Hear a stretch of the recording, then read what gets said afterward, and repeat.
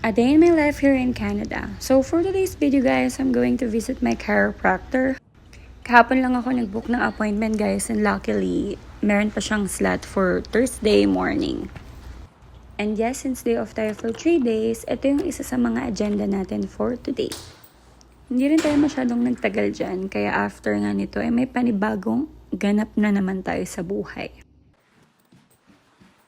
At dahil nga sa magandang araw ngayon, pupunta tayo sa Cowichan Sportsplex para tayo ay mag-jogging. May mga students din na nagja-jogging nung time na nandyan kami guys. Nakakamiss lang tumakbo sa field guys. Naalala ko yung elementary days and college days ko guys nung sumasali pa ako sa track and field. Nakakamiss lang balikan yung mga ganong bagay. Kaya eto, magpapawis tayo ngayong araw.